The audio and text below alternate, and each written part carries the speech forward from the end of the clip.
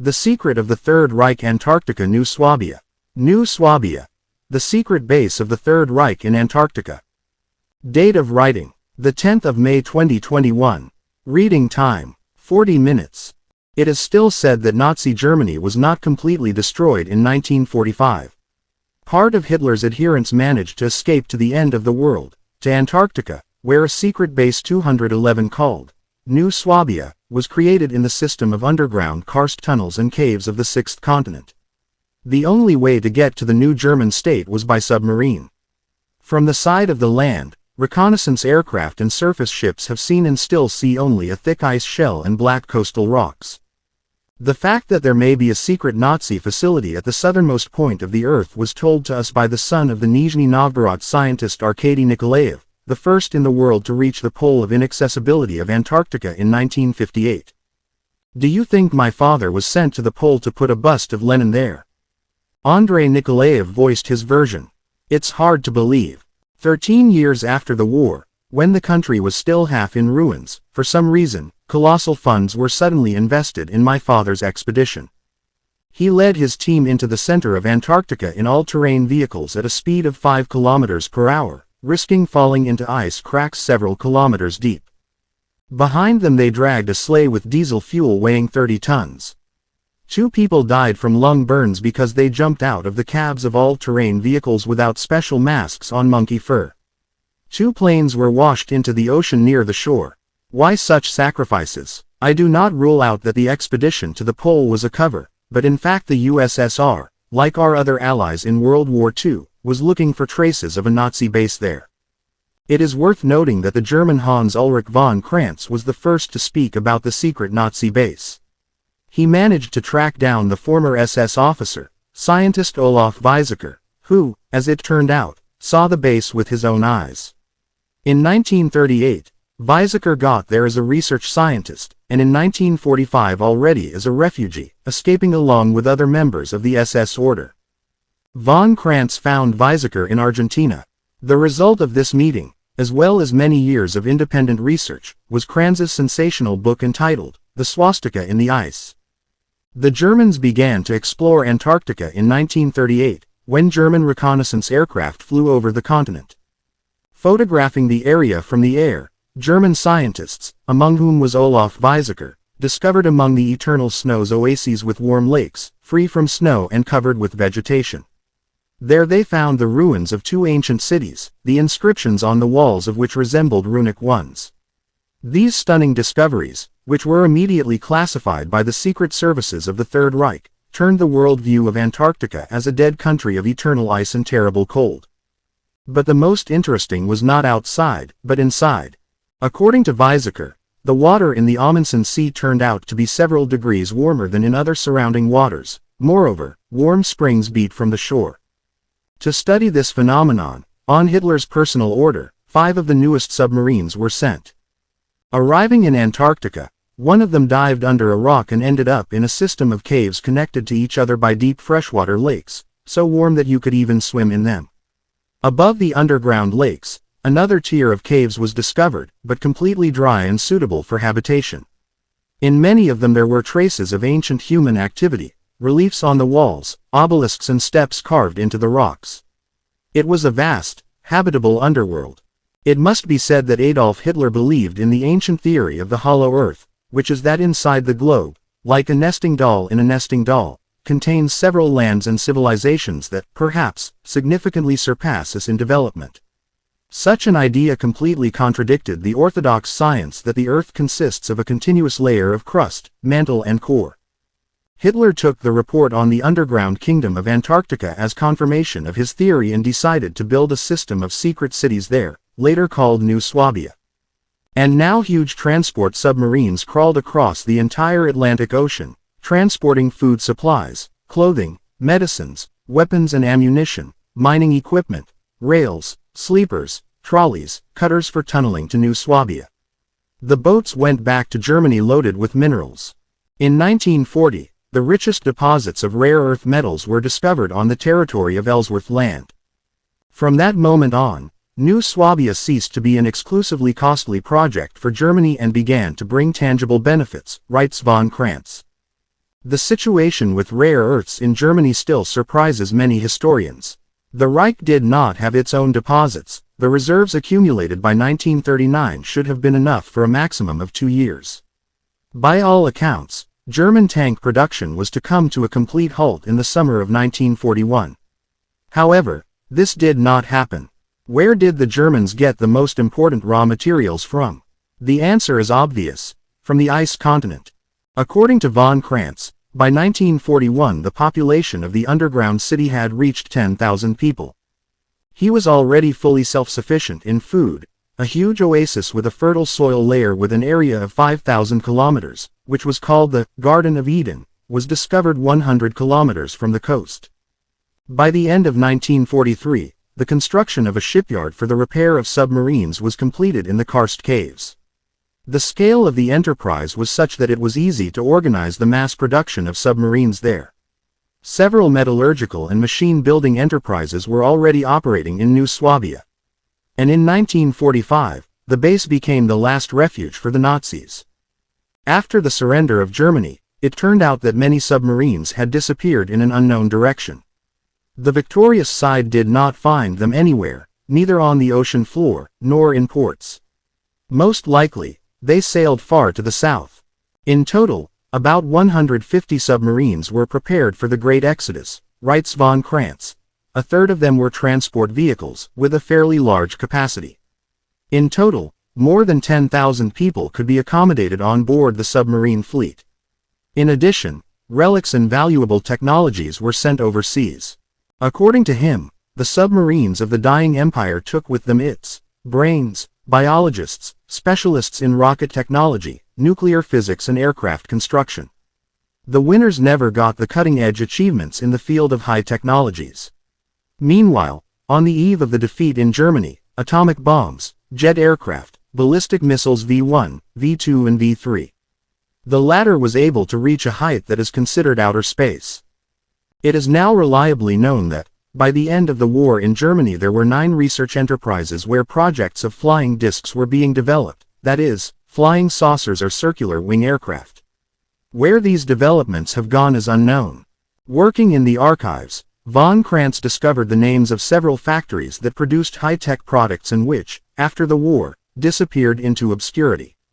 All of them were evacuated on the personal order of Martin Bormann in January-April 1945 to the north of Germany. He writes, obviously, then their path lay across the entire Atlantic Ocean to the country of eternal ice.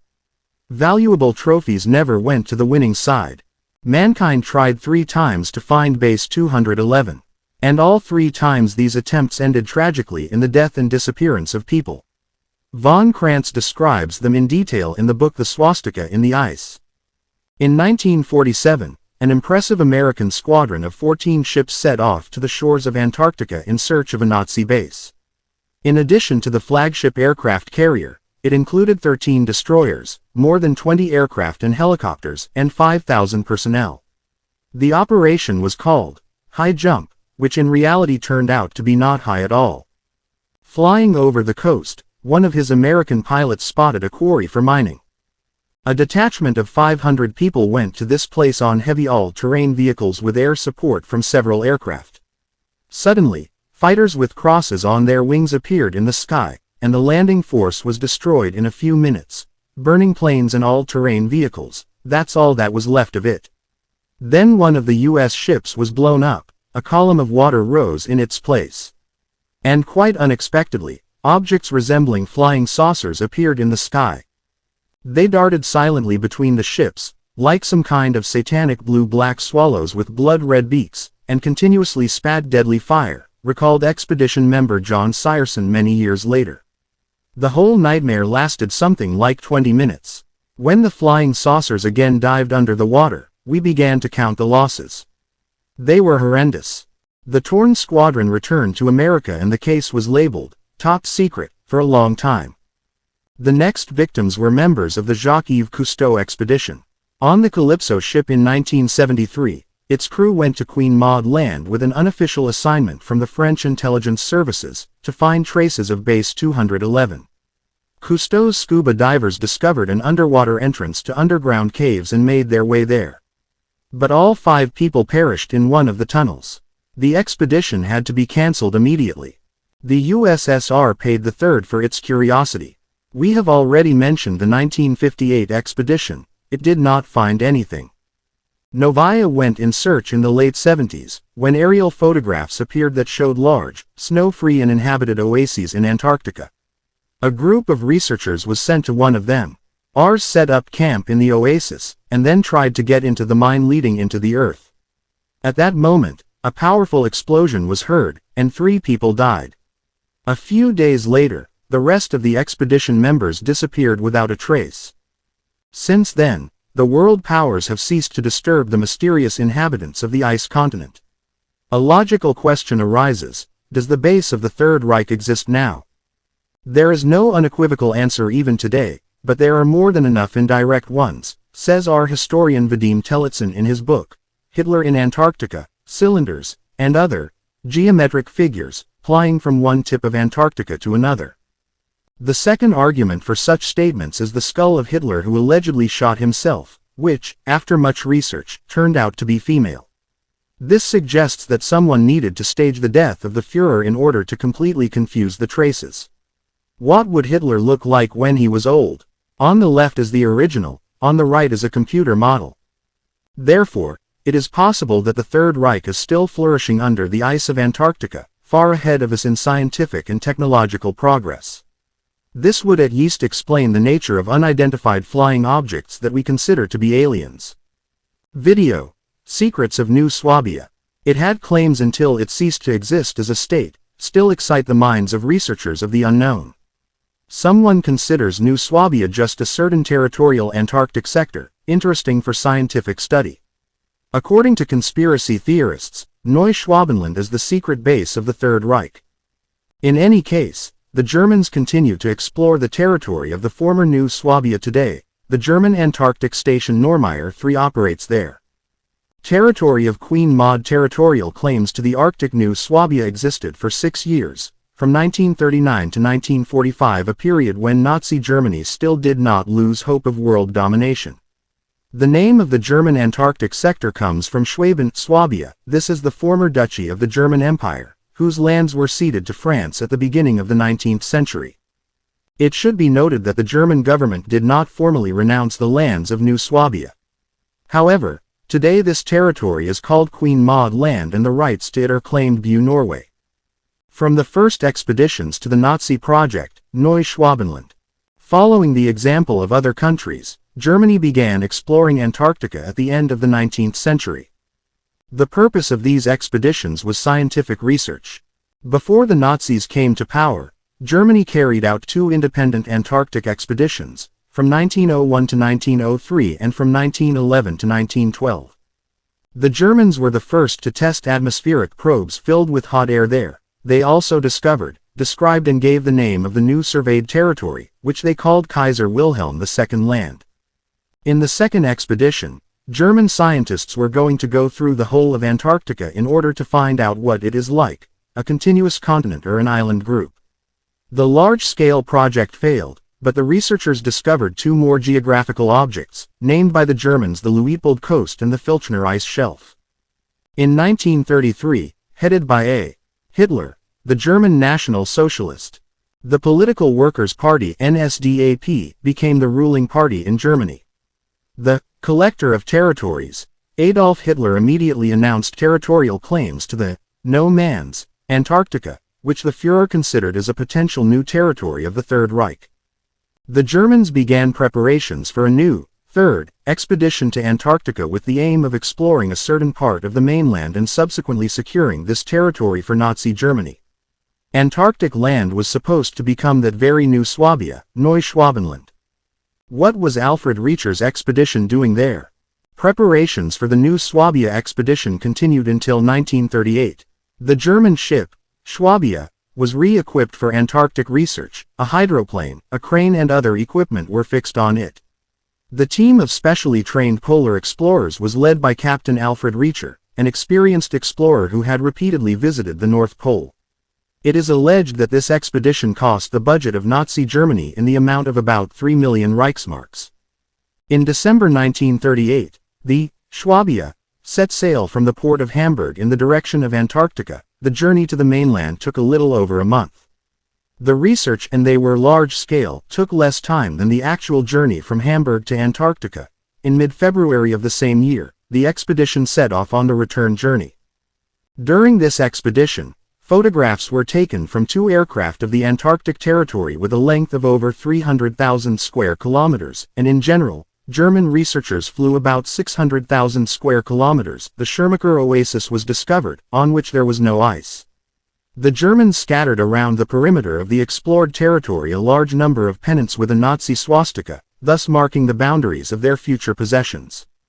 Upon returning home, Reacher urged Hitler to organize another expedition as soon as possible, with more equipment.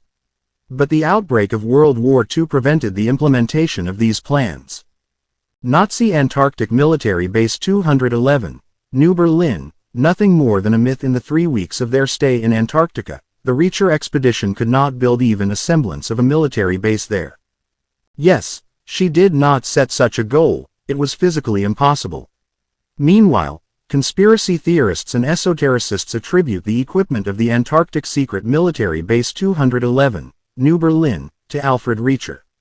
Allegedly, the occult values of the Third Reich were subsequently delivered to Antarctica on submarines and hidden there, and the Germans contacted aliens at a secret base. All these stories are based on information about the activity of Nazi submarines off the coast of Antarctica during World War II.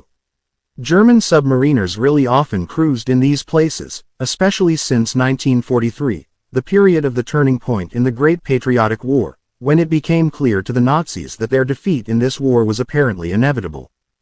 The Germans transported valuables and people on submarines to Argentina, where, not without the help of Nazi Germany, a coup was carried out in 1943 and the pro-Nazi Juan Perón came to power. It is no coincidence that subsequently many Nazi criminals took refuge in this South American country. After unloading in some Argentine port, German submarines deliberately set off for the shores of Antarctica and actively indicated their presence there in order to mislead American and British intelligence. And then they returned to their bases. It is no coincidence that, apart from the parking lots of Nazi submarines, modern Antarctic researchers have not found anything on this continent. A whole base with underground utilities is not a needle in a haystack. Anomalies on Neumayer 3. Today, on the territory of the former New Swabia, the German Antarctic station, Neumayer 3, operates, whose employees are engaged in the usual scientific research for these places. Body work. A few years ago, scientists began to notice strange phenomena near the station, incomprehensible flying objects. What it is, no one can explain yet, but certainly not greetings from a non-existent Nazi base. Preparations for the New Swabia expedition continued until 1938. The German ship, Swabia, was re-equipped for Antarctic research. A hydroplane, a crane and other equipment were fixed on it. The team of specially trained polar explorers was led by Captain Alfred Reacher, an experienced explorer who had repeatedly visited the North Pole. It is alleged that this expedition cost the budget of Nazi Germany in the amount of about 3 million Reichsmarks. In December 1938, the Swabia set sail from the port of Hamburg in the direction of Antarctica. The journey to the mainland took a little over a month. The research, and they were large-scale, took less time than the actual journey from Hamburg to Antarctica. In mid-February of the same year, the expedition set off on the return journey. During this expedition, photographs were taken from 2 aircraft of the Antarctic territory with a length of over 300,000 square kilometers, and in general, German researchers flew about 600,000 square kilometers. The Schirmacher oasis was discovered, on which there was no ice. The Germans scattered around the perimeter of the explored territory a large number of pennants with the Nazi swastika, thus marking the boundaries of their future possessions. Upon returning home, Reacher urged Hitler to organize another expedition as soon as possible, with more equipment. But the outbreak of World War II prevented the implementation of these plans. Nazi Antarctic Military Base 211, New Berlin, is nothing more than a myth. For 3 weeks in Antarctica, the Reacher expedition could not build even a semblance of a military base there. Yes, she did not set such a goal, it was physically impossible. Meanwhile, Conspiracy theorists and esotericists attribute the equipment of the Antarctic Secret Military Base 211, New Berlin, to Alfred Reacher. Allegedly, the occult values of the Third Reich were subsequently delivered to Antarctica on submarines and hidden there, and the Germans contacted aliens at a secret base. All these stories are based on information about the activity of Nazi submarines off the coast of Antarctica during World War II. German submariners really often cruised in these places, especially since 1943, the period of the turning point in the Great Patriotic War, when it became clear to the Nazis that their defeat in this war was apparently inevitable. The Germans transported valuables and people on submarines to Argentina, where, not without the help of Nazi Germany, a coup was carried out in 1943 and the pro-Nazi Juan Perón came to power. It is no coincidence that subsequently many Nazi criminals took refuge in this South American country. After unloading in some Argentine port, German submarines deliberately set off for the shores of Antarctica and actively indicated their presence there in order to mislead American and British intelligence. And then they returned to their bases. It is no coincidence that, apart from the parking lots of Nazi submarines, modern Antarctic researchers have not found anything on this continent. A whole base with underground utilities is not a needle in a haystack. Nazis in Antarctica. In 1954, a sensational article appeared in the American newspaper National Policy that Adolf Hitler did not die at all in his Berlin bunker in May 1945, but slipped away to Antarctica in a submarine and lives there in a country residence, under called New Berchtesgaden. Body found Soviet soldiers in the courtyard of the Reich Chancellery, was supposedly the corpse of one of Hitler's doubles, Klaus Buster, a Jew from Antwerp, *49. The official news of the death of the most important world villain, which has flown around the entire globe, put an end to all doubts and fabrications about the failed retribution, which allowed the Führer to begin creating a new, Fourth Reich in harsh polar conditions. In Antarctica, writes the National Policy, it would be practically impossible to find this demoniac, of any, even the most numerous expedition. Would it be possible to comb through all these plains, alleys and mountains covered with eternal ice and snow? At best, thousands and tens of thousands of searchers with ships, planes, helicopters and special equipment would be required. Meanwhile, in Germany, plans to create a permanent base in Antarctica began to be seriously developed back in 1938, and over the next 7 years, regular flights between Germany and Antarctica began on the research vessel Swabia. Later, with the outbreak of war, replaced by a division of submarines, which received the new name, Führer's Convoy, and included 35 submarines. Before the war, mining equipment, railroads, electric locomotives, trolleys, tractors, milling cutters for cutting tunnels in the rock mass were delivered to the construction area of the Antarctic base on Swabia. Submarines transported everything else. Base 211, founded in the Schirmacher Bay and turned into a cargo transshipment port, attracted scientists, engineers, and highly skilled workers in large numbers. And here are the memoirs of retired American Colonel Wendell Stevens, who in the late 80s told everyone who wanted to listen to him about a German documentary report he had once seen, allegedly found by Australians in 1957 and transmitted Military Intelligence USA. Our intelligence, where I worked at the end of the war, recalls Stevens, knew that the Germans were building 24 very large cargo submarines with a displacement of 5,000 tons each, an unprecedented value for this type of vessel, and all these submarines were launched on the water, equipped with experienced crews, and then disappeared without a trace. To this day, we have absolutely no idea where they went. They did not surrender after the war in any port of the world, and their remains have not been found anywhere either. It's a mystery, but it can certainly be solved thanks to this Australian documentary, which shows large German cargo submarines in Antarctica, ice around them, crews on decks waiting to be moored. So, a new version has appeared about the last refuge of the German Führer. A very good version, because it keeps the minds of millions of overly impressionable media consumers on their toes. In the fascinating book of the famous explorer of the otherworldly, Karel Velasquez, Under the Same Sky, some moments of the German Antarctic epic are highlighted. On the basis of some secret documents that came to him from nowhere and no one knows at what time, as well as no one knows where then disappeared, Velasquez claims that in addition to the latest cargo submarines, the Führer's convoy also included about 100 conventional combat submarines, and in July-August 1945, after the end of the war in Europe, 2 of these boats surrendered to the Argentine authorities in the port of Mar del Plata.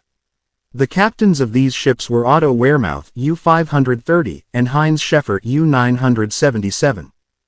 During interrogations conducted by specialists from the British and American intelligence services, these sea wolves allegedly admitted that they repeatedly made voyages from Germany to Antarctica, to the shores of New Swabia, and on the night of April 13, 1945, both submarines began their last transoceanic transition. Loaded in keel with large sealed boxes that contained the most valuable relics of the Third Reich and Hitler's personal belongings, Schäfer took his boat out into the ocean. On board U-530, in addition to the cargo, about 30 more people unknown to Captain Vermuth were taken, and the faces of some were hidden by surgical bandages. The Allies could not find out more from the surrendered submariners, and although Vermuth was nevertheless accused of having taken Adolf Hitler himself to South America, he stubbornly denied this, and since no evidence was found, all these accusations hung in the air. But Velasquez eventually managed to learn much more. Flying saucers, of the Nazis. As already mentioned, the interest that the leaders of Nazi Germany showed on the eve of World War II in this distant and lifeless region of the globe could not be rationally explained, despite the widespread version of the preparations for the evacuation of the leaders and values of the Reich in case of its defeat in the coming war. But Velasquez quickly found that reasonable explanation, and even backed it up with some documents. The gist of the matter was as follows. Long before the start of the Second World War, and even before Hitler came to power in Germany, there were such mystical societies as Thule and Vril, and the first was nothing more than a German branch of the Teutonic Order itself, and the second, more closed, a kind of Masonic lodge with a pronounced occult beginning. Both societies worked in close contact with the ANNENERBE organization, and among other things, with the help of the financial resources of the patron society, they searched all over the world for documentation related to the occult orders. Non-traditional methods of obtaining knowledge were also practiced. For the sessions with the gods, the most experienced mediums and contactees were involved. Under the influence of hallucinogenic drugs, in a state of trance, they contacted the so-called outer mimes. One fine day, supposedly occult keys worked, and through one of the contactees information of a man-made nature was received, which made it possible to obtain drawings and descriptions of flying discs, which in their characteristics significantly exceeded all aviation equipment of that time. In the archives of the Three Reich, Velasquez informs his readers, drawings were found in general terms explaining the principles of twisting, the so-called thin physical fields, allowing you to create some kind of techno-magic apparatus. The acquired knowledge was transferred to scientists for their translation into an engineering language understandable to designers. One of the developers of terrestrial versions of techno-magical devices is the famous Dr. Walter Schumacher, *50. According to the documentation I received, the electrodynamic machines designed by this scientist, using the rapid rotation of piezotron elements, not only changed the structure of time around them, but also hovered in the air contrary to all previously known laws of gravity. There is evidence that an apparatus with such capabilities was sent in 1939 near Munich, to Augsburg, where its research was continued at a secret Air Force training ground. As a result, the technical division of the SS-1 created a whole series of flying discs of the Vril type. Similar information was received by the Thule group through its own channels. The saucer, built according to the drawings received by the contactees of this society, received the code name Hertz, and was additionally equipped with jet boosters, which led to its disaster, which occurred in Norway in the winter of 1940. Judging by the secrecy with which all the work was carried out, there is every reason to believe that Hitler was not made aware of these experiments at all. The next generation of flying saucers was the Haunebu series. As it appears from the secret U.S. Air Force intelligence documentary, UFO in the Third Reich, which came to me under mysterious circumstances. Some of the ideas and technologies of the ancient Indians are used in these devices.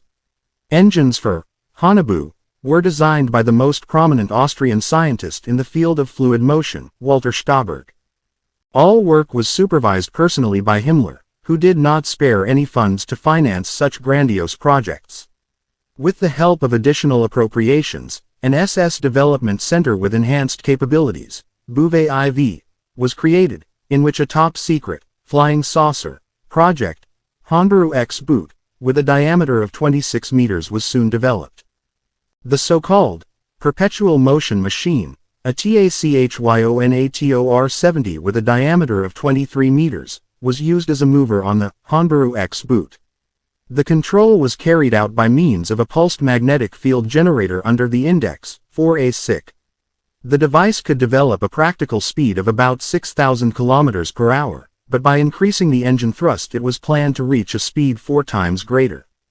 However, the most important achievement of the German designers was the adaptation of the saucer to the most extreme conditions, which turned it into the most real spacecraft, and its normal carrying capacity was no less than 100 tons.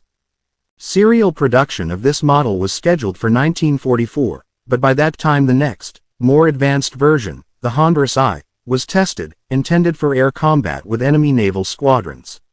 The diameter of the plate was 76 meters, and 4 gun turrets from the battleship, Lutzow, were mounted on it, each of which had 3 203 mm caliber guns mounted.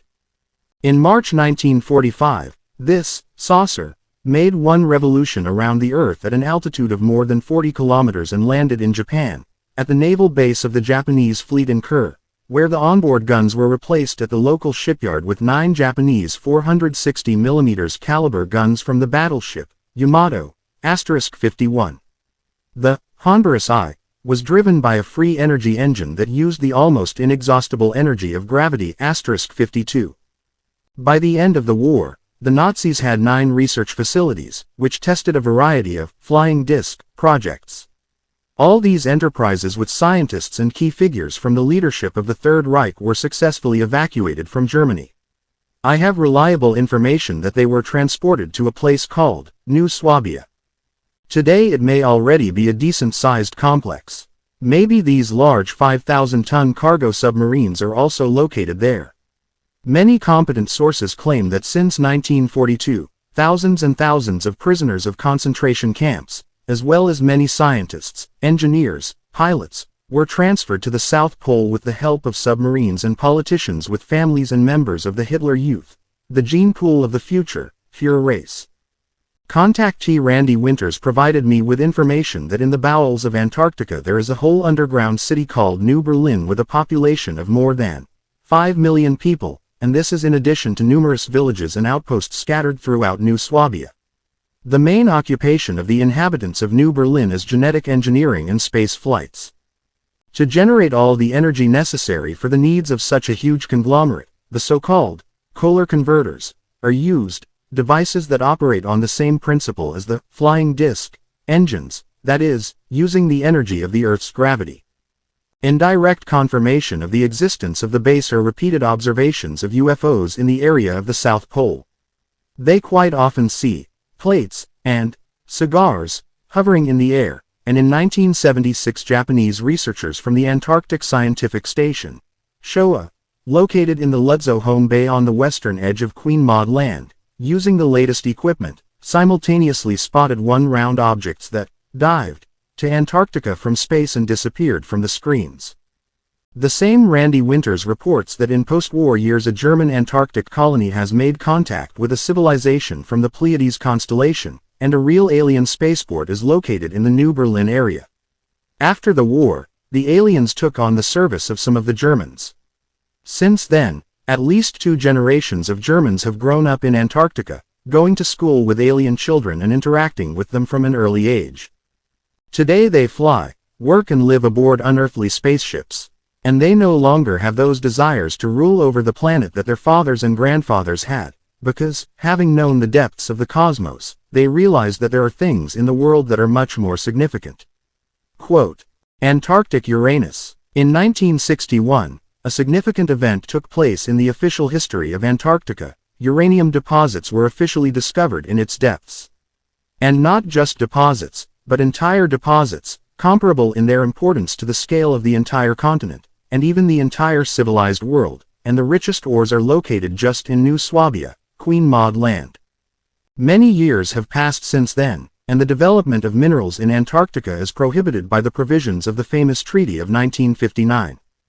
According to some reports, the percentage of uranium in Antarctic ore is at least 30%. This is a whole third more than in the world's richest deposits in the Congo, from which the United States has drawn explosives for its atomic and nuclear arsenals for many years. In 1938, the problem with enriched uranium was not yet as acute as in the post-war years, but some exploration of uranium deposits was still carried out. Another, father atomic bomb, Robert Oppenheimer in 1937 made a statement that a country intending to produce weapons, the principle of which is based on the splitting of the nucleus of an atom, should seriously take care of reliable and sufficient sources of the necessary raw materials. There were practically no such sources in Europe and America. But such sources were in Africa, Congo, Angola, Namibia. While it was only about development, the Americans had enough of their own, rather poor deposits in Canada, the Germans had enough of their own in Boblingen, and no one then seriously thought about the development of overseas mines.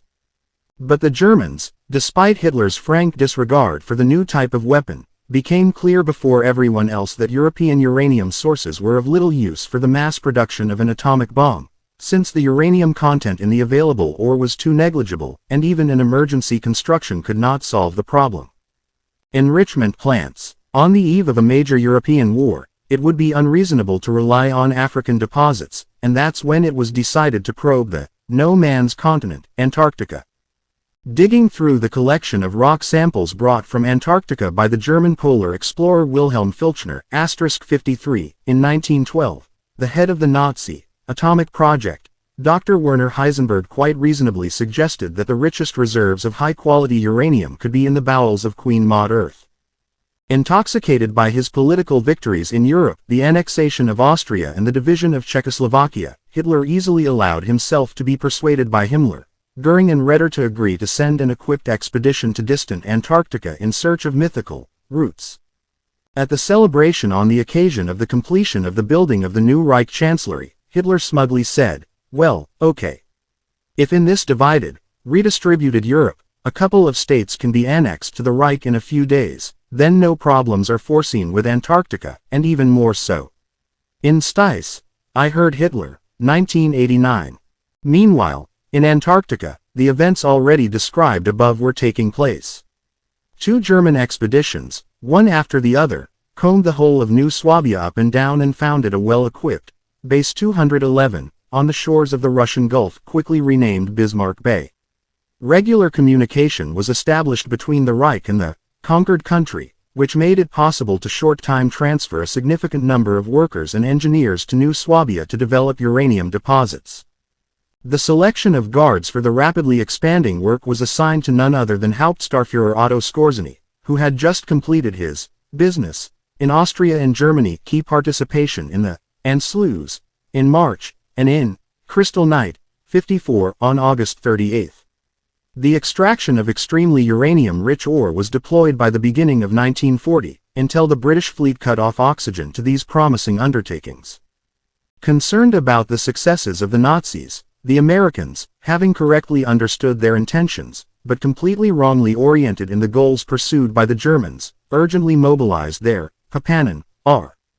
Byrd, and sent him at the head of another expedition to establish American sovereignty over the Antarctic coal found earlier by the same Byrd. The American admiral, not endowed with much imagination, did not come up with anything better than to establish two small stations on Stennington Island in the Bellingshausen Sea and at the foot of Mount Erebus on the border of the Ross Ice Shelf, Little America, and McMurdo, but start producing at least an massive, but ineffective aerial photography of the entire western coast, lying between these 2 points. It was strictly forbidden for him to enter into a conflict with the Germans. President Roosevelt still did not really know why he needed these icy plains, and to enter a new world war the time has not come. And only after a while the British opened Roosevelt's eyes to the ugly truth, but it was too late. The Argentines, who felt the profit, poured into Antarctica in a noisy horde. This is an excerpt from a book Alexander Vladimirovich Buryuk. In 1946-47, the United States conducted the high-jump Antarctic expedition, led by renowned polar explorer and retired Rear Admiral Richard Evelyn Byrd. In connection with this expedition, there are conspiracy theories that it was carried out in order to eliminate Nazi bases, fight aliens, the occult allies of the Nazis, etc. In particular, it is worth mentioning the words of the expedition members, who stated that they were attacked by disc-shaped objects that emitted certain rays, which caused the ships and planes of the Americans to simply light up. Operation High Jump was disguised as an ordinary research expedition, and not everyone guessed that a powerful naval squadron was heading to the shores of Antarctica.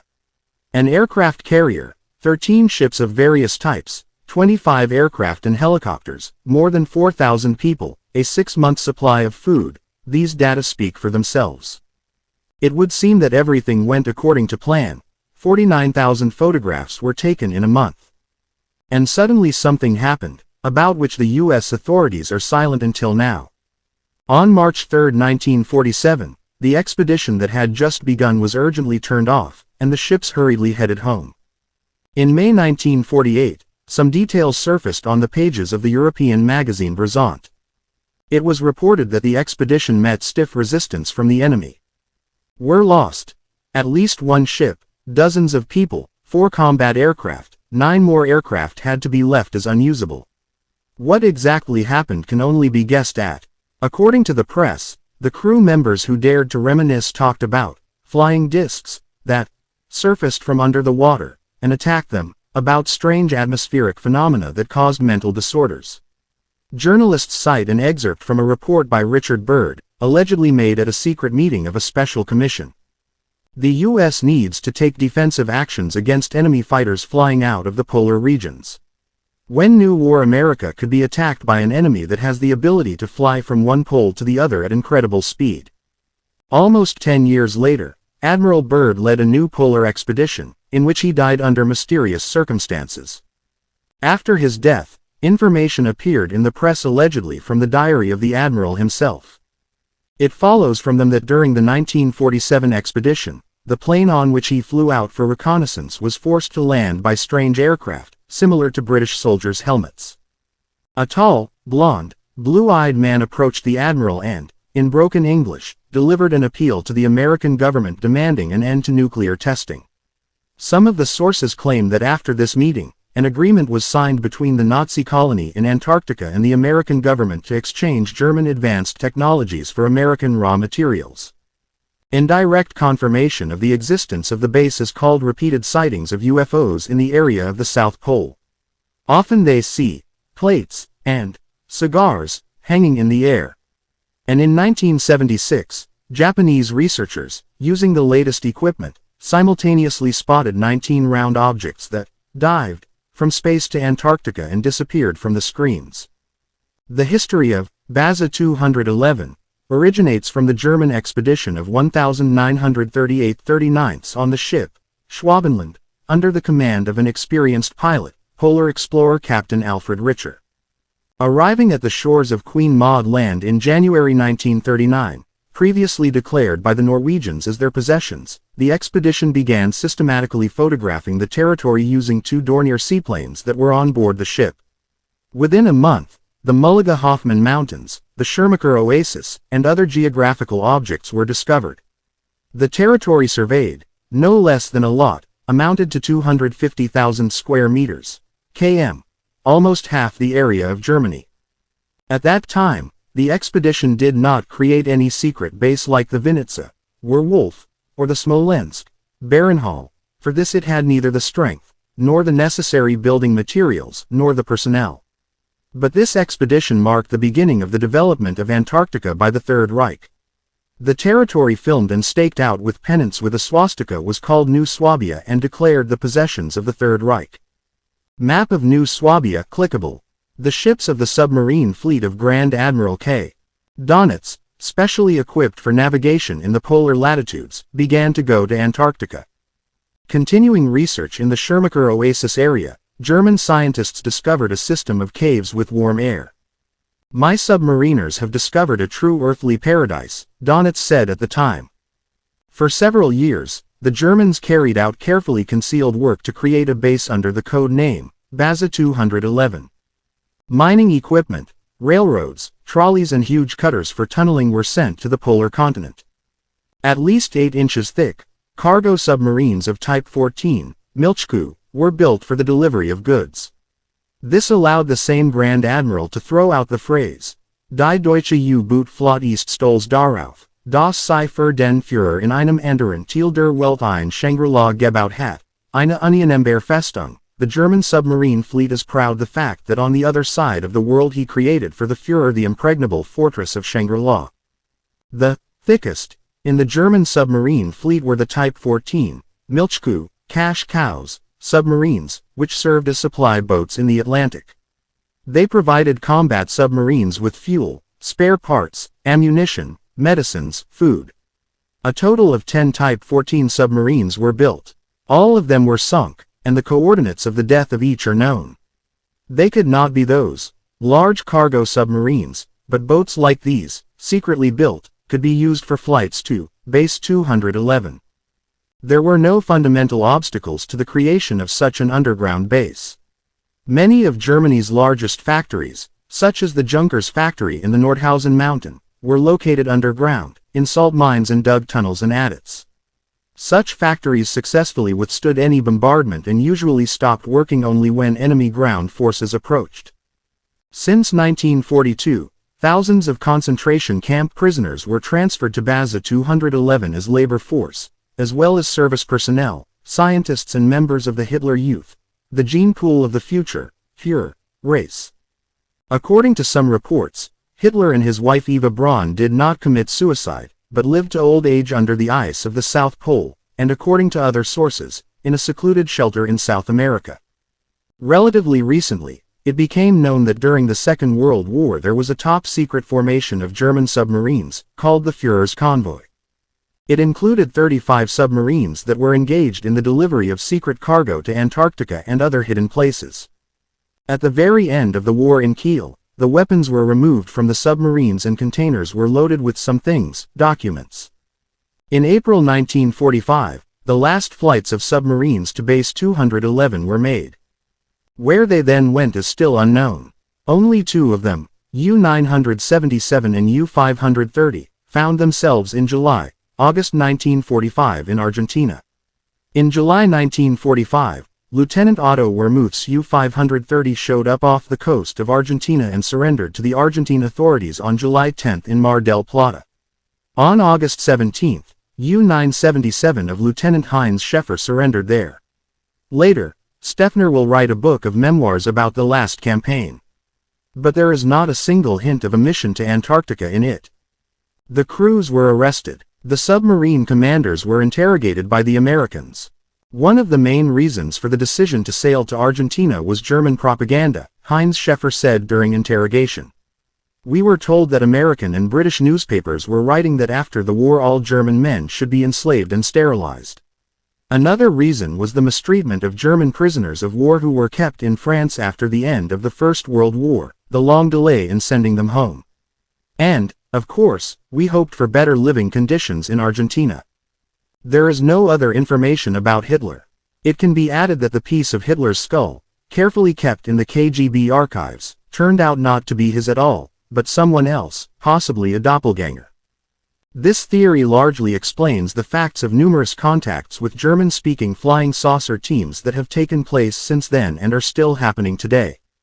The first encounters with UFOs by people like George Adamski, one of the most famous UFO contactors in the U.S., observed numerous UFOs during the war years, died in 1965, were described as encounters with tall, blonde, Nordic and in some cases speaking German people. It is possible that these were contacts with the Germans, and not with aliens like us.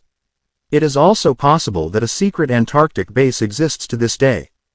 Rumors about a German Antarctic base have been circulating for years, and not one group of explorers has disappeared into the area without leaving a trace. Historian and publicist Vladimir Trzicki tells details about the German colony on South Pole. The Germans began exploration of the South Pole with huge aircraft carrier cruisers in 1937. The Schwabenland ship was sent to Queen Maud Land, south of South Africa, where the Germans immediately dropped their swastika flags from the planes and claimed the rights of the Third Reich to these lands, the area of U-200B, which is comparable to that of Western Europe. They named this country New Schwabenland, New Swabia. In 1942, a massive covert operation to transfer people and materials to a secret underground base was carried out with the participation of the German Marines. This base was to be the last bastion of the Reich.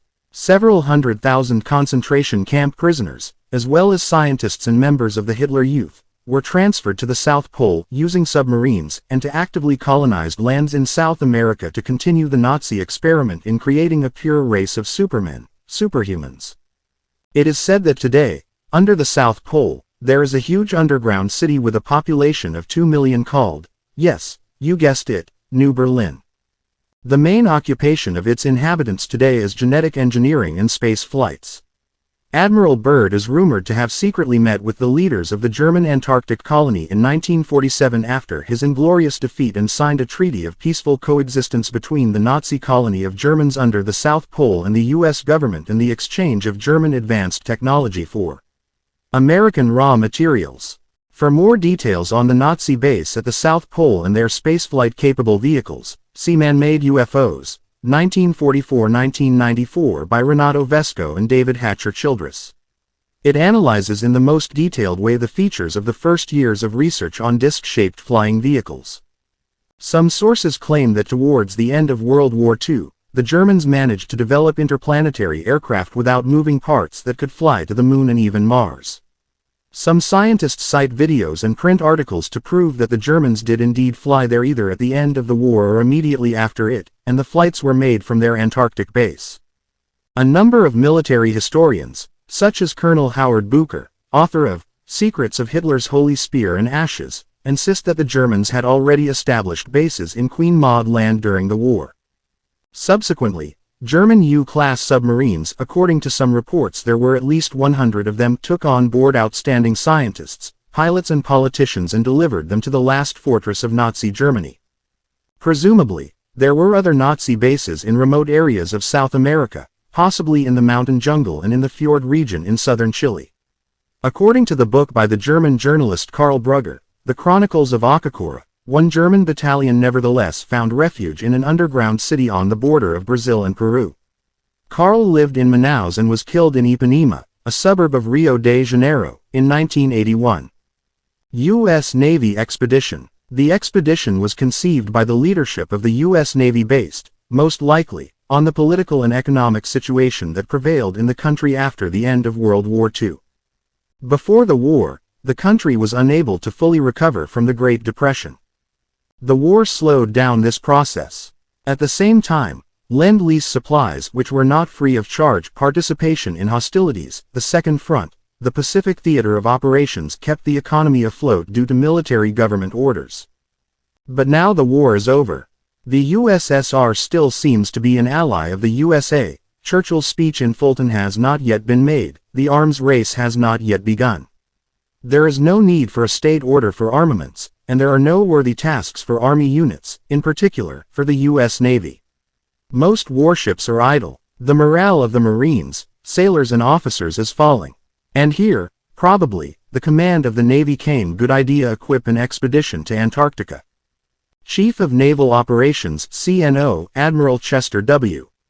Nimitz pictured instructed the development of the United States Navy Antarctic Developments Program, and his Deputy Vice Admiral DeWitt Clinton Ramsey gave appropriate directives to the commanders-in-chief of the Atlantic and Pacific fleets.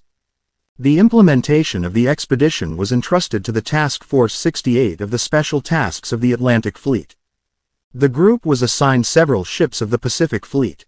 The project was given the code name, Operation High Jump, Operation High Jump. The operation was led by the commander of Task Force 68, Rear Admiral Richard H. Cruzen, and at the head of the expedition itself was retired Rear Admiral Richard Byrd, an experienced polar explorer, a legendary person in the United States and not only. So, The American expedition of the U.S. Navy in 1946-47 is really very unusual because of its scale. It was and remains the largest ever to work on the sixth continent. The expedition was attended by 13 U.S. warships with a total tonnage of almost 174,000 tons, 19 aircraft, including seaplanes and flying boats, helicopters, not to mention sled dogs. In total, about 4,700 people participated in the expedition. Basic scientific purpose was the founding of the Antarctic Research Station, Little America IV. The official composition of the expeditionary squadron was divided into 4 groups, and the deceased destroyer Murdoch was removed from its composition. Western Group Task Force 68.1. Leader: Captain 1st Rank C. Bond. Currituck Seaplane Base, USS Seaplane Tender Currituck AV-7.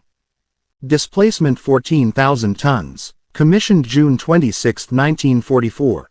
Captain 1st Rank John E. Clark. USS Henderson, USS Henderson DD-785. Displacement 3,460 tons. Commissioned November 17, 1945. Captain 1st Rank C. Bailey, CF. Bailey. Tanker Cacapon, USS Cacapon AO-52.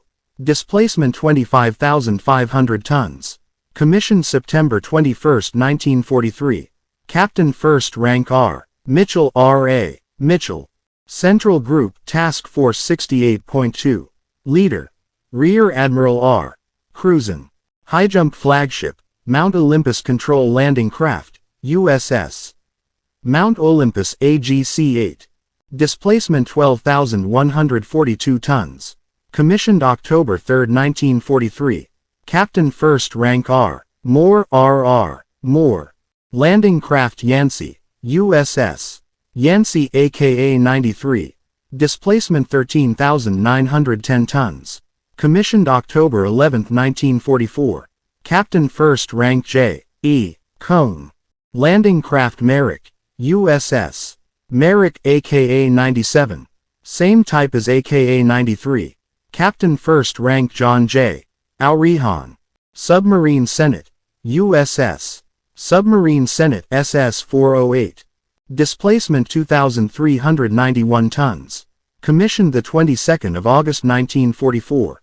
Captain 2nd Rank J. Eisenhower Joseph B. Eisenhower.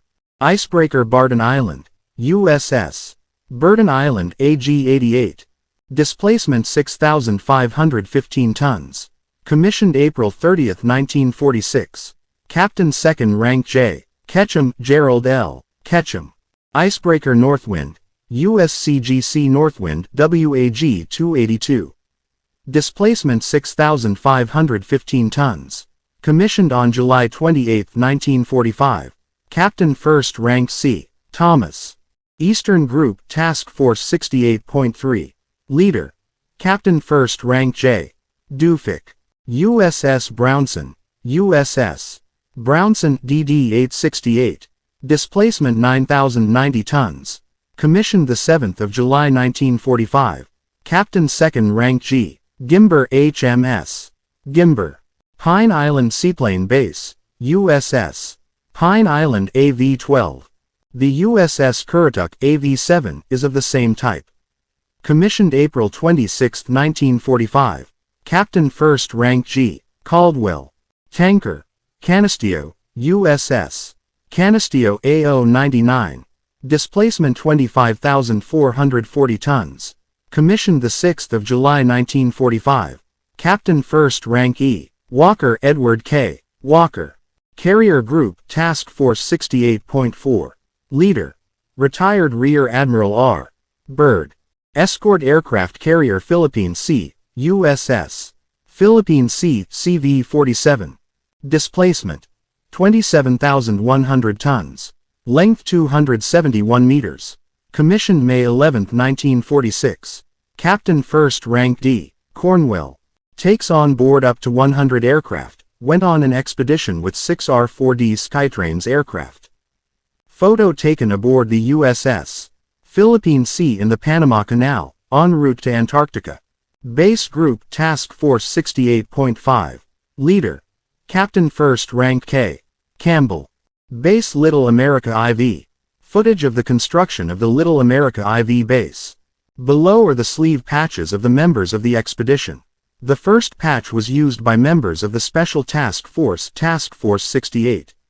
The second patch was used by members of the amphibious assault ship Yancey and contained the inscription, "The whole world is our foothold," a very revealing motto for the U.S. military.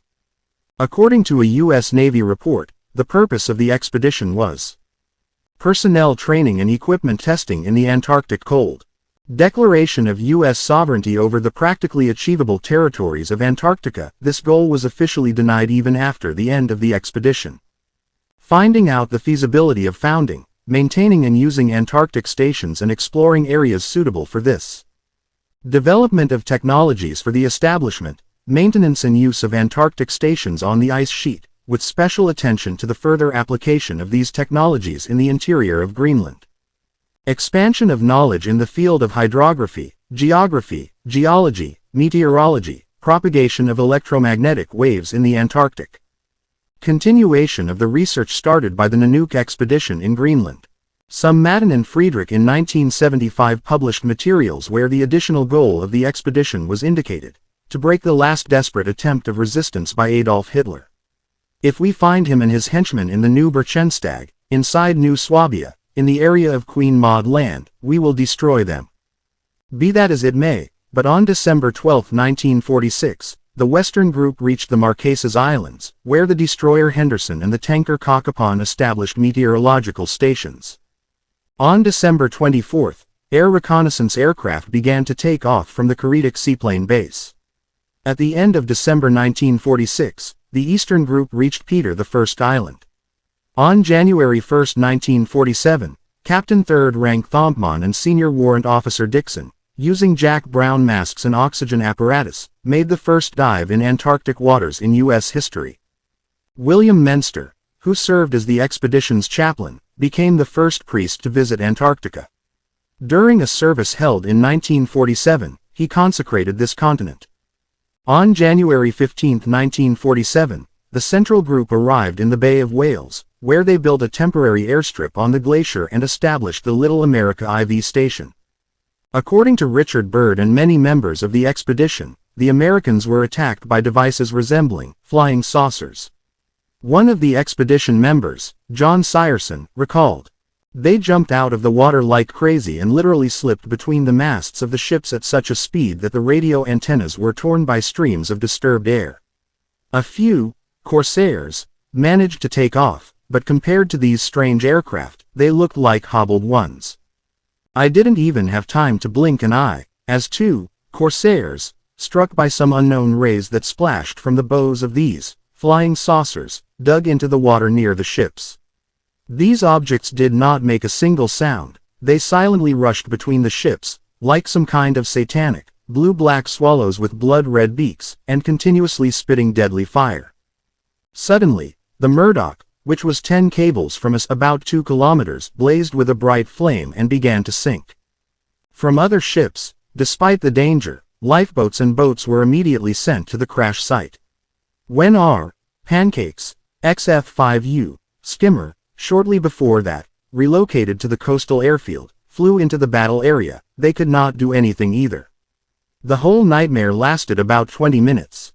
When the flying saucers again dived under the water, we began to count the losses. They were horrendous. According to Admiral Byrd himself, these amazing aircraft must have been produced at Nazi aircraft factories camouflaged in the thickness of the Antarctic ice, the designers of which mastered some unknown energy used in the engines of these vehicles. Few people know, but there were Russian-speaking witnesses in this story. One of the participants in the events was Konstantin Yalyurashkovsky, and this is how he explained his stay on the expedition. During the Great Patriotic War, like all boys, I dreamed of going to the front. He even added, almost 2 years to himself, and by the beginning of 1945 he managed to finish an accelerated course for junior naval signal officers in Kronstadt.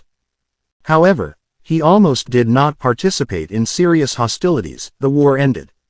The command drew attention to my knowledge of languages thanks to my parents' teachers. I spoke English, German and French, and sent me to the Allies, to the coordination group at the main headquarters of the U.S. Navy. At the end of 1946, the Americans included us with Colonel Yuri Popovich in the squadron of Rear Admiral Richard Byrd. The story of Konstantin Yaluroshkovsky about what happened during the attack on the ships of the expedition. Officially, we went on a research expedition to Antarctica to evaluate and explore its minerals.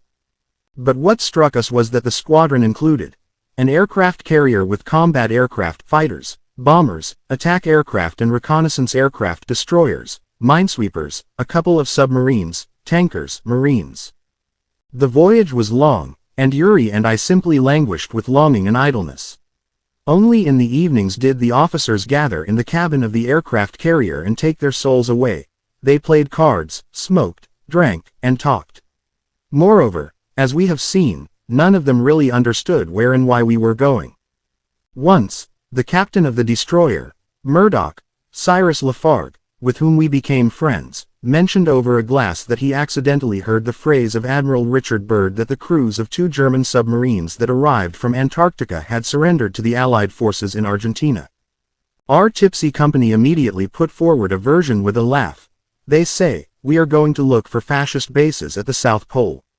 Complete nonsense. Although there were many myths then. They talked about the fact that the escaped fascists built huge cities for themselves in South America, settled in space, live underground somewhere in the Alps. More recently, a film about the attack on Byrd's squadron was shown on television, but it is largely inaccurate, and the directors fantasized something.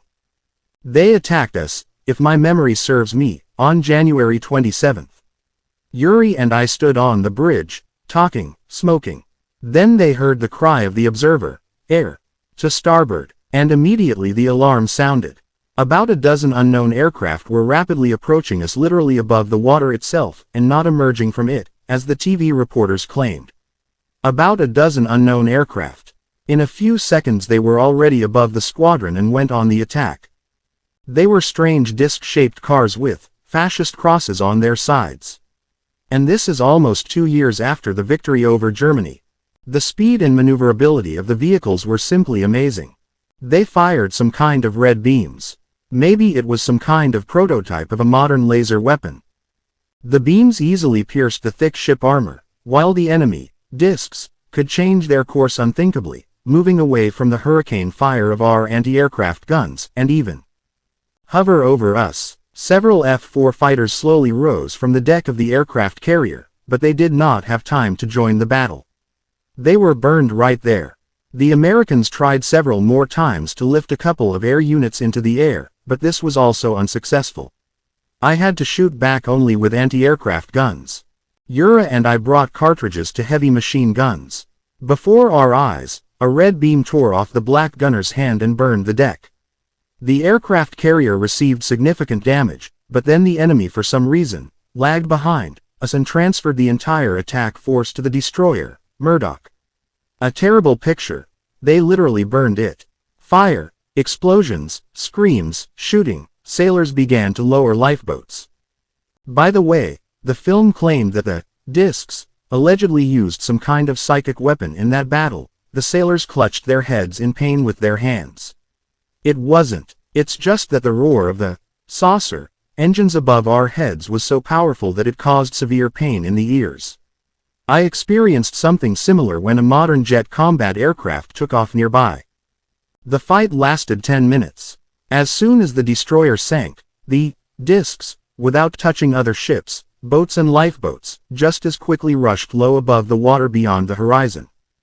We were all stunned by what happened. The losses of the Americans amounted to the sunk destroyer, Murdoch, about 10 fighters and several hundred dead sailors. There were even more wounded. Discs damaged the ships, especially our aircraft carrier. For a couple of days we were repairing at an emergency pace. At this time, the number of observers was significantly increased. The surviving aircraft continuously conducted long-range aerial reconnaissance, and there were duty officers near the anti-aircraft guns around the clock. Fortunately, everything was calm. In early March, we headed to the place where the ships are based in the United States. After the return of the aircraft carrier put on a major overhaul. As far as I know, none of the American sailors gave any non-disclosure agreement. Rear Admiral Richard Byrd reported the incident to the command and Congressman. Yuri and I returned to Moscow and personally reported on the American expedition to Rear Admiral Ivan Papanin and Commander-in-Chief of the Naval Forces Nikolai Kuznetsov. They listened to us attentively, talked to each other, and that was the end of it. Whether they reported to Stalin, whether they sent Soviet ships to Antarctica, I don't know. In this fleeting battle, the U.S. Navy lost 1 ship, 13 aircraft, 4 shot down, 9 disabled, including 3 skimmers, and more than 40 people, according to other sources. Up to 68 people were killed personnel. Basically, they were sailors from the sunken destroyer. The rest of the ships were not subjected to fire from flying saucers, to the considerable surprise of the sailors. The next day, as Seierson said further, Richard Byrd went on reconnaissance in a twin-engine Tigercat fighter and disappeared along with his pilot and navigator. When the news of this reached Washington, Admiral Stark, Byrd's deputy, was ordered to immediately turn off the expedition and, observing complete radio silence, head back to the States without any calls to intermediate naval bases. Some time later, Richard Byrd returned and again led the command of the expedition. What exactly happened to him? Then he did not tell anyone, and we can judge what happened only from his diary, written years later. The results of the expedition were in fact immediately classified, and all its participants were forced to sign a wide variety of non-disclosure documents. And, nevertheless, something leaked to the press even then, which can be judged at least from articles in the Savannah newspaper Adventure or Chicago publications. Return of the expedition. The expedition returned to the United States at the end of February 1947 due to the early onset of the Antarctic winter and deteriorating weather conditions. While still aboard Mount Olympus, Byrd was interviewed by Lee Van Atta of the International News Service, where he talked about the lessons of the expedition. The interview was published on March 5, 1947 in the Chilean newspaper El Mercurio. In it, he, in particular, said that the United States should make efforts to provide protection against attack by enemy aircraft from the polar regions. The speed with which distances in the world are shrinking is one of the lessons of this polar expedition. When the American squadron finally reached its shores and the fate of the expedition was reported to the command, all its members, both officers and sailors, were isolated. Only Admiral Byrd remained at large. However, he was forbidden to meet with journalists. The United States government categorically denies the Admiral's revelations, and he himself was declared mentally ill and subjected to compulsory psychiatric treatment. Byrd was interrogated in the presence of a doctor. Everything said was transferred to the American president. The Admiral was ordered to keep silent about everything he learned, in the name of humanity. Regarding the information leaked from the team, it was publicly said that it was all the result of a nervous breakdown. Officials took care of the misinformation of the press and the public. The names of the persons participating in the expedition have been changed. Information about human losses and losses of equipment was refuted. We paid attention to the fact that thanks to the expedition, maps of 1,390,000 square kilometers of the coast of Antarctica were compiled. Several statements were also issued by the authorities about those events, saying that only one person died, whose plane had an accident. Everyone participating in the expedition, under the threat of sanctions, had to keep a secret. Then Byrd began to write memoirs about this period of his life. It was not possible to publish the manuscript, but it fell into the high spheres. Byrd was dismissed, moreover, declared insane. In recent years, the Admiral lived practically under house arrest, did not communicate with anyone, could not even see his former colleagues. Shortly after the end of the operation, the next expedition was organized under the name Operation Windmill, 1948, which conducted aerial photography of the same territories of Antarctica. Finn Ron financed this private expedition. The secret of Richard Byrd's diary. Although there is no proof of the authenticity of the diary, the information on its pages is shocking. Richard Byrd wrote, "This is amazing, it might seem crazy if it had not actually happened." The flight, which began on February 19, 1947 at 6:10 local time, did not portend anything unusual, and for the first 4 hours everything went according to plan.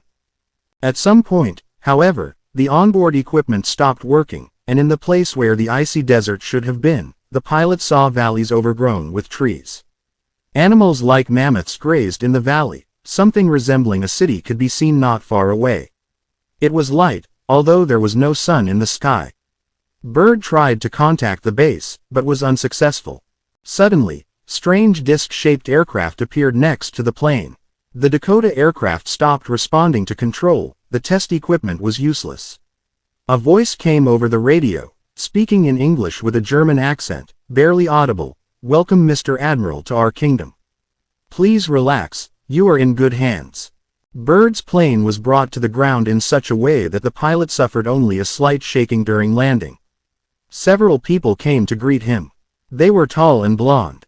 Bird was led to the inside of one of the buildings, and one of the men said, "Don't be afraid, Admiral, you will have an audience with the master." In the diary, this master is described as a person with delicate features, touched by the passage of time. Further discussion, during which the master raised all the main questions concerning our civilization, passed in a friendly atmosphere. The master said goodbye to Bird, ordering him to return to his world to spread the message given to him. The last words that Bird heard when he took off were, "We will leave you here, Admiral, your equipment is working, auf Wiedersehen." And again the Admiral flew over the icy desert. What happened during the expedition? Until now, the general public does not know what happened then in the ice. But we know that in 1954 the U.S. Joint Chiefs of Staff issued an order for the next expedition to Antarctica. Admiral Byrd was declared mentally healthy by order of Eisenhower and was appointed commander of the expedition. The operation was codenamed Deep Freeze. This time, the Americans did not hide the fact that this expedition was military, and even the use of nuclear weapons was possible. The operation was completed in 1957. In the same year, Admiral Richard Byrd died. Nobody remembered the famous polar hero then. The article uses materials from a blogger under the nickname Ecolimp and from websites. Recommended related articles. The concept and types of extreme situations. The concept and types of extreme situations. Strange and mystical deaths. Strange and mystical deaths. Material for the lecture, Fundamentals of the Psychology of Stress. Material for the lecture, Fundamentals of the Psychology of Stress. Comment. Your name, your email. Comment. By clicking the button, you agree to privacy policy and site rules set forth in the user agreement. Manicure and pedicure, hairstyles, makeup, hair care. Join our communities on social networks. Be the first to get the most useful advice from our experts, read exclusive materials and announcements, and no spam. Enter your email by clicking the subscribe button. I agree to data privacy policy. Copyright 2022, gorvedician.ru, all rights reserved, age rating 16+, about the project, contacts, privacy policy, advertising policy, site /s map, join our communities, in social networks, contacts, authors and experts, site /s map, advertising, contact details for government agencies including Roskomnadzor, email, feedback form.